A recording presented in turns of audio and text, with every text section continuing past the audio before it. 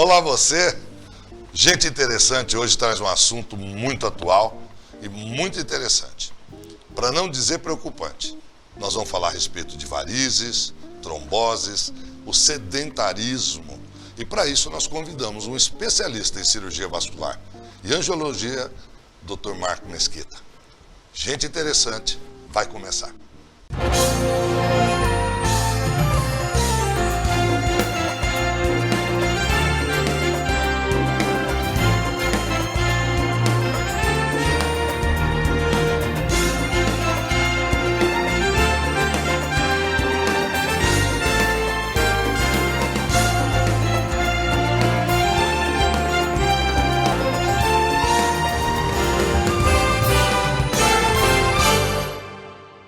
Bem, então hoje o nosso convidado, Dr. Marco Mesquita, ele é médico, angiologista, ele é cirurgião vascular e ele também é especialista em ultrassonografia nos exames Doppler, que depois ele vai nos explicar com mais detalhe, com foco especial em Doppler. Dr. Marcos, muito obrigado por estar presente e nos conceder essa entrevista dentro da sua agenda tão corrida, porque nós já tínhamos prometido a sua entrevista aqui. E vou começar te agradecendo e já perguntando, qual a diferença entre a angiologia e a cirurgia vascular? Bom, primeiramente eu gostaria de agradecer o convite. Realmente eu estava tentando arrumar um local, quando eu podia, você não podia. Bom, mas a oportunidade de esclarecer aos telespectadores a diferença ou a igualdade que existe entre angiologia e cirurgião vascular. O cirurgião vascular nada mais é que um angiologista, que o angiologista ele faz o diagnóstico das doenças arteriais, venosas e linfáticas, o diagnóstico clínico, enquanto que o cirurgião vascular, além de ele fazer o diagnóstico também dessas doenças, ele faz a cirurgia e os procedimentos. Certo, não existe um vaso funcionando sem outro, se é uma artéria, uma veia, e há uma linfa, que é o sistema linfático. Então, só de maneira didática, porque nós vamos falar mais sobre varizes, mas para o Dr. Mesquita nos comentar a respeito das arterioscleroses, os entupimentos dos vasos, das artérias principalmente, ao longo da vida. Né? Não é só relacionado ao envelhecimento, mas relacionado à alimentação, ou que envolve o entupimento dessas artérias que levam ao infarto, e que pode levar ao aneurisma. Bom, a gente vai começar a dizer então que a cirurgia vascular, para melhor entendimento, nós vamos repartir em artéria, veia e vasos linfáticos. As artérias, eu gosto muito de dizer nas minhas explicações, são aqueles vasos que levam o sangue para o organismo. Isso é, eles são carregados saindo do coração. As veias são aqueles vasos que fazem o retorno do sangue para o coração, que nós chamamos de retorno venoso. E também os vasos linfáticos são aqueles vasos que fazem o quê? Vamos chamar uma limpeza desse sistema, através de um líquido que nós chamamos de linfa. Quando nós falamos em artéria, quando o cirurgião vascular pensa em artéria, ele tem que pensar das alterações das artérias. As alterações das artérias são os entupimentos, vamos chamar assim, e são os aneurismas. O que seriam os aneurismas? Os aneurismas são aquelas dilatações das artérias provocadas, e algumas vezes, também por aterosclerose.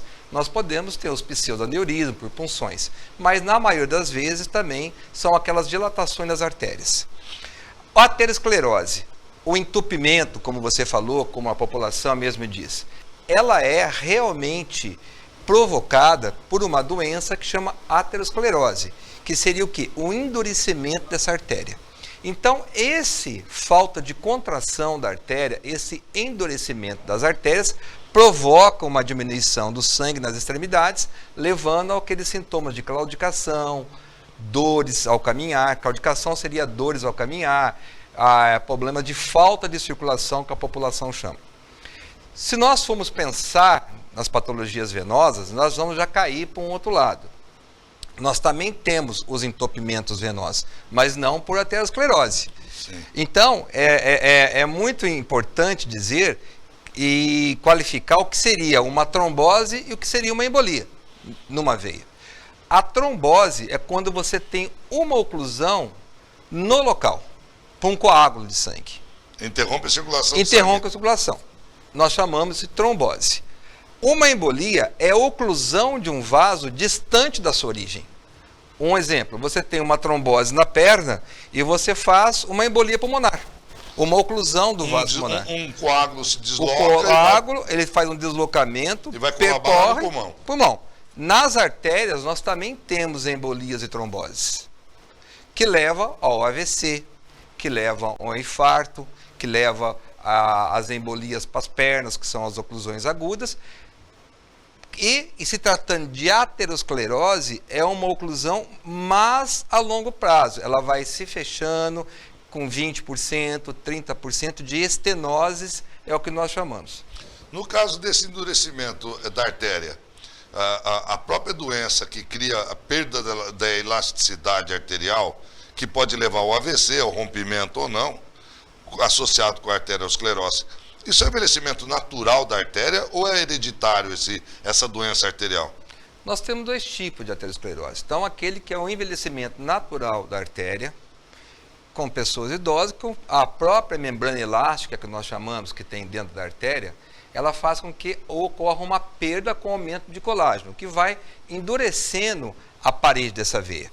Agora, esse efeito também é observado na hipertensão arterial, é observado no diabetes, é observado na hipercolesterolemia, que é aumento de colesterol e triglicéridos. Então, existem doenças associadas que provocam também essa oclusão, esse entupimento, como vocês dizem, nas artérias. Você disse sobre claudicação, que é dor no calcanhar ao caminhar. A gente chama de claudicação intermitente. Quando o paciente chega no consultório do cirurgião vascular, você já começa a fazer uma anamnese clínica dele.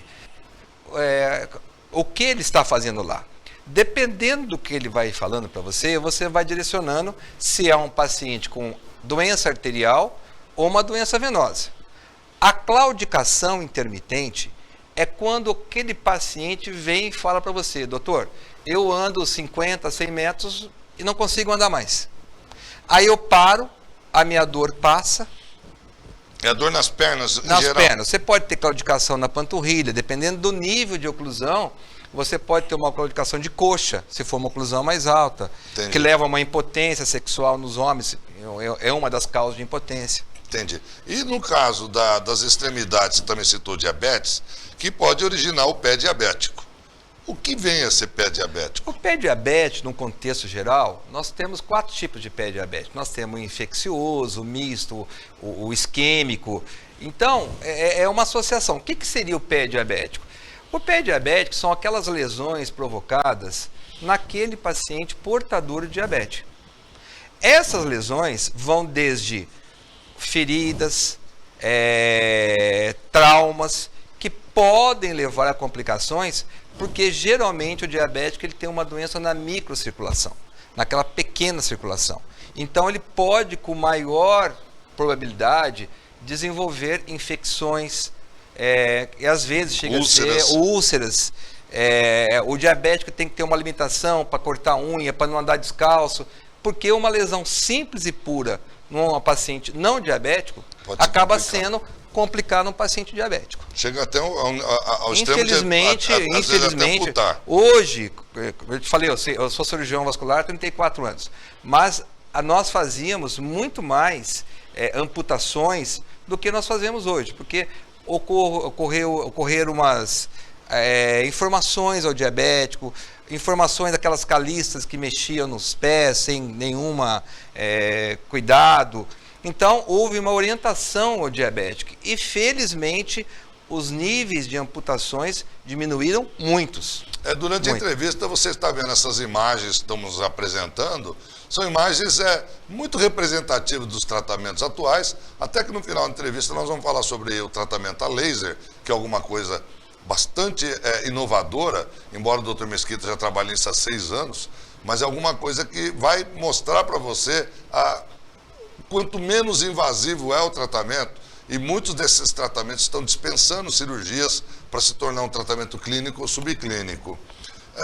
Dr. Mesquita, e na área de varizes? Nós falamos agora do retorno venoso, que é o que mais incomoda a jovem, as senhoras.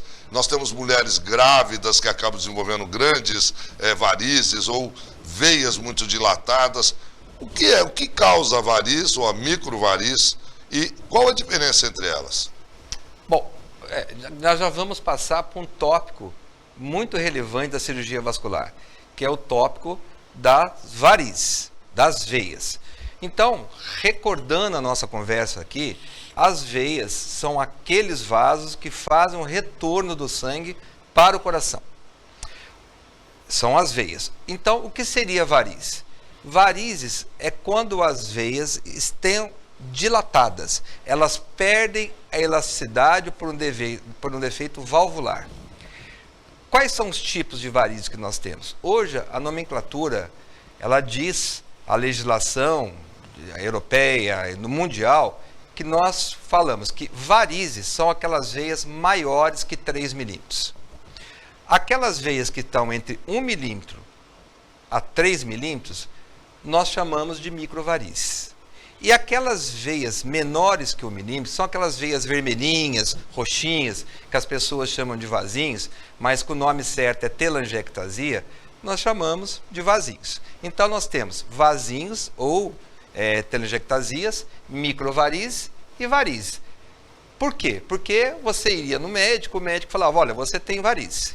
Aí você ia em outro colega, o colega falava, não, você tem microvarizes. Então, o que aconteceu? Hoje padronizou. Então, nós sabemos que para varizes, elas são maiores que 3 milímetros, de 1 a 3, elas são microvarizes, que são aquelas veinhas mais azuladas, verdeadinhas, que a gente chama de reticulares, e nós temos os vasinhos. Essa é a classificação geral que nós temos hoje. Bem, nós estamos indo para um rápido intervalo e nós vamos voltar falando sobre o tratamento hoje disponível para seus vasos, para os grandes vasos ou para os microvasos ou vasinhos. No minuto nós voltamos. Achei extremamente rápida a migração da plataforma presencial para o módulo online. Isso mostrou a responsabilidade, a competência e a estrutura da instituição e do seu corpo docente. Maravilhoso. Além de videoaula, a gente tem muito conteúdo que a gente não conseguiria em sala de aula. Principalmente as aulas ao vivo. Nós temos provas, temos trabalhos, temos aulas com videoconferências todos os dias com os alunos. Corpo docente de professores, mestres e doutores. Mesmo em casa, a gente se sente abraçado. As aulas online são práticas e seguras. O nosso curso de odonto está entre os 10 melhores do país. Uniposa Norte, cada vez melhor, tecnológica e internacional para você.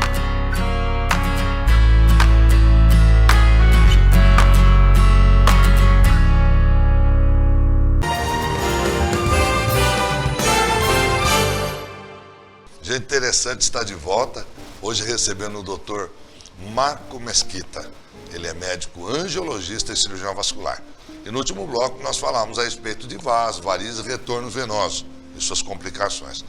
Eu vou começar dizendo para ele agora que dentro da literatura nós encontramos que 50% da população acima de 50 anos e 30% das pessoas com 30 anos em média experimentam algum tipo de vasos ou varizes.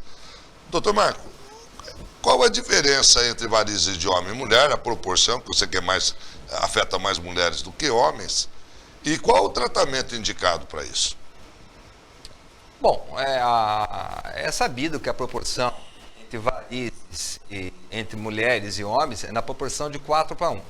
Isso porque tem que levar em conta a gestação, o uso de anticoncepcionais, aí depois vai a obesidade, fator hereditários. Então tudo isso acrescenta essa estatística. Mas nós sabemos que seria de 4:1.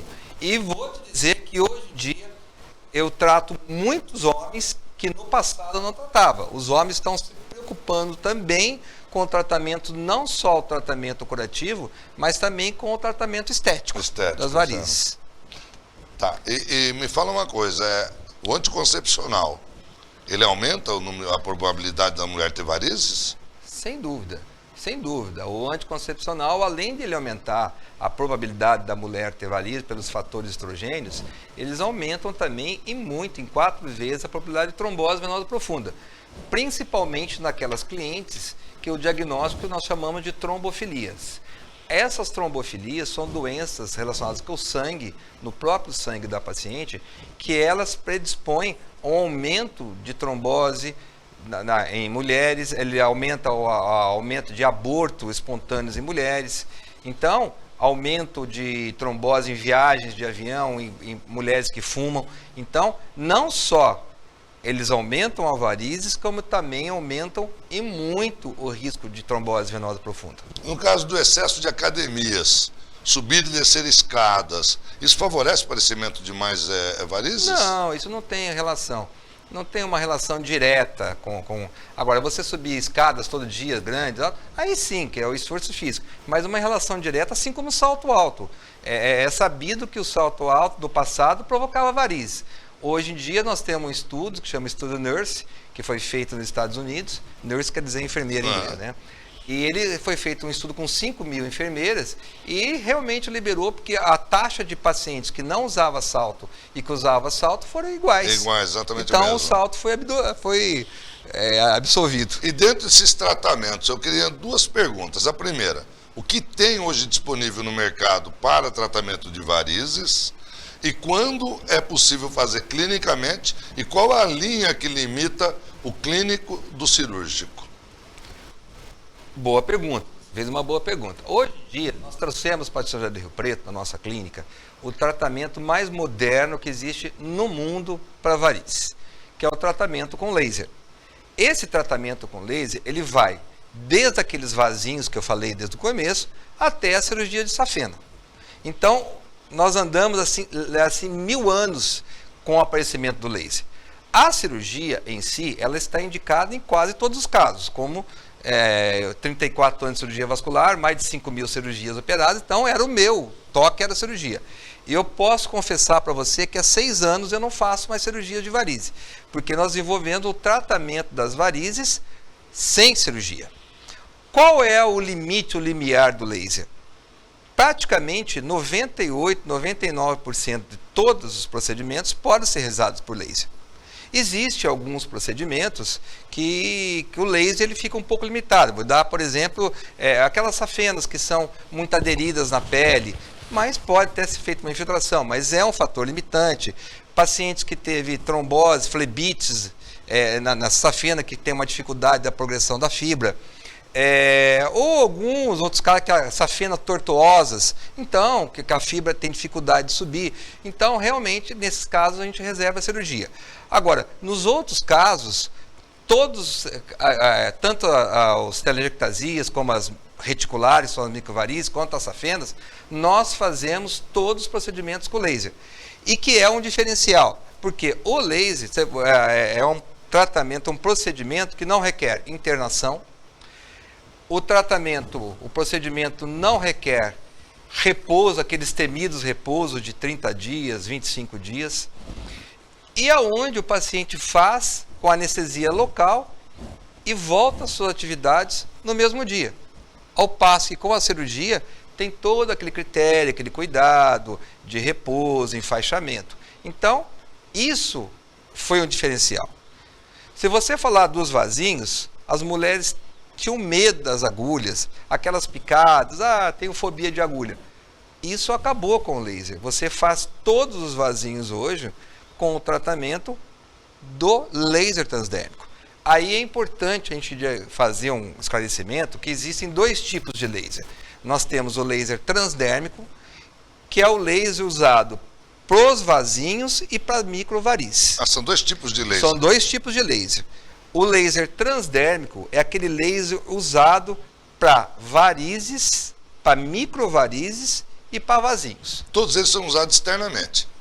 Todos eles são usados externamente. E nós temos um endolaser, que são usados para safena e para varizes maiores. Todos eles nós chamamos de procedimento endovascular. Isso é, ele está dentro do vaso. Ao passo que a cirurgia seria um procedimento extravascular. Você tem que tirar o vaso com agulhinha de crochê, essas coisas. Aí é cirurgia mesmo. Aí a cirurgia ou a microcirurgia. O que difere a cirurgia e a microcirurgia? Nós chamamos a cirurgia quando tem que tirar a safena, com aquelas veias maiores que 3 milímetros, que eu disse no início. E a microcirurgia para aquelas veinhas azuisinhas que ficam na pele, que nós chamamos de veias reticulares.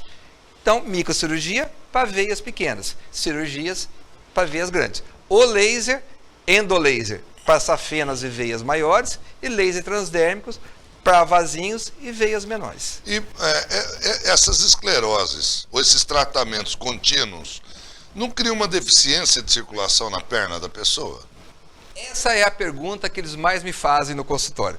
Doutor, eu vou tirar a minha safena ou vou fazer o laser safena. Como vai fazer a minha circulação?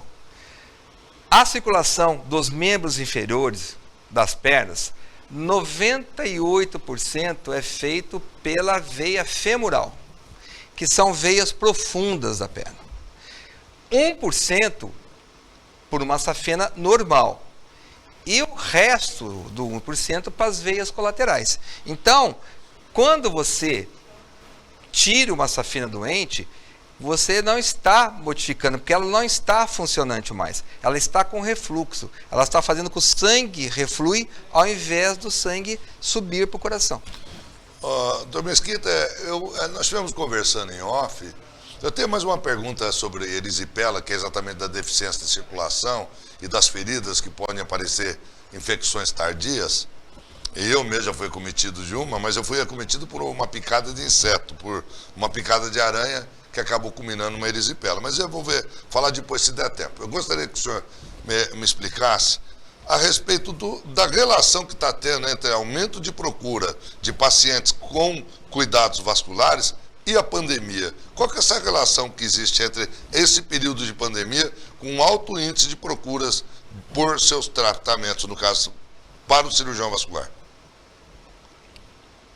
O índice está sendo muito alto, porque durante a pandemia nós temos um efeito no sistema venoso que chama a estase, a gente chama de tríade de Virchow, mas não vou me especificar muito bem. Então, uma das alterações dessa tríade é uma estase venosa. O que seria estase venosa? A parada, você fica a perna parada, muito tempo para baixo. Essa parada, essa falta de exercícios, a pouca ingestão de água, você fica assistindo filme mais tempo, com a perna para baixo, esquece de tomar água, esquece de levantar. Isso predispõe o quê? A um aparecimento de um coágulo dentro da veia. E esse coágulo, o que seria uma trombose? Trombose é um coágulo localizado dentro da veia. E esse coágulo, ele é iniciado em uma das suas causas por essa parada, essa estase sanguínea. Por quê? Nós sabemos que na perna nós temos a panturrilha. Essa panturrilha, nós vasculares, médicos, chamamos de coração da perna. Porque essa panturrilha que faz esse movimento de bombeamento do sangue de baixo para cima. Quando você está com a perna para baixo ou parada, essa panturrilha está em repouso. Estando em repouso, o sangue está voltando, mas ele não está tendo essa ajuda do bombeamento da panturrilha. Então, essa estase venosa predispõe e muito a falta da estase venosa, o aparecimento de coágulos intravasculares que nós chamamos de trombose. Hoje em dia, as grandes cirurgias, procedimentos plásticos ou cirurgias bariátricas, os colegas médicos já estão usando uma bota pneumática. Essa bota pneumática, ele faz esse movimento da panturrilha, evitando esse problema de trombose.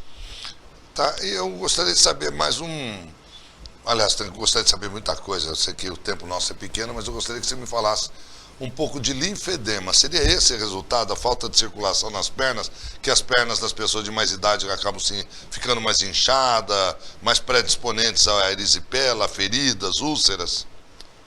Bom, aí nós já vamos entrar no terceiro tópico da cirurgia vascular. Nós falamos de artérias, nós falamos de veias, agora nós vamos falar de vasos linfáticos. Vasos linfáticos, o papel principal deles é fazer essa limpeza, essa linfa através de um líquido. O que é o linfedema que você falou, erisipela? O linfedema, não vou me aprofundar em classificação, nós temos dois tipos, primário e secundário. Mas nós vamos dizer o que é o linfedema. É aquela deficiência de vasos linfáticos, do retorno da linfa. Essa deficiência provoca que ocorra um aumento dos membros inferiores. Você pode ter linfedema também nos membros superiores, pode ter no corpo todo. Mas essa linfa, quando está fora do canal linfático, é como se fosse um açúcar para a formiguinha. Ela atrai as bactérias. Quando esses vasos linfáticos estão infectados por uma bactéria, nós chamamos de linfangite ou erisipela. Entendi. Tudo bem. Você viu quanta coisa que é importante no cirurgião vascular? Você tiver suas perguntas mais, por favor, dirija esse endereço que nós teremos prazer em encaminhar ao Dr. Mesquita, ou ele mesmo responderá diretamente a você. Eu quero agradecer mais uma vez a sua entrevista. O tempo é rápido demais, né? A televisão corre muito rápido. Ficaríamos 2 dias aqui. Mas não esqueça de tomar água, caminhar, fazer pequenos exercícios para evitar esses coágulos. Só para finalizar, como é que a pessoa percebe que ela está tendo alguma deficiência para te procurar? Dor? Sim, dor, inchaço. Se for uma deficiência nas artérias, é a claudicação que nós já falamos. Ou a falta de circulação, o pé está gelado, a cor do pé é roxo, que a gente chama de cianose. Se for numa parte das veias, ela vai ter aquele inchaço, dor. E, infelizmente, às vezes chega com falta de ar, que nós temos que procurar que você tenha uma embolia pulmonar. Embolia pulmonar. E se for uma erisipela, geralmente aquela perna bem vermelha, com febre altíssimas, às vezes com gânglios palpáveis aqui na virilha, que o pessoal antigo chamava de íngua. Então, é todo esse comprometimento que a paciente tem que prestar atenção para evitar problemas mais sérios. Doutor Mesquita, mais uma vez, muito obrigado. Eu que agradeço. E obrigado a você também por ter acompanhado mais um Gente Interessante. Voltamos logo em breve com um novo programa. Até lá.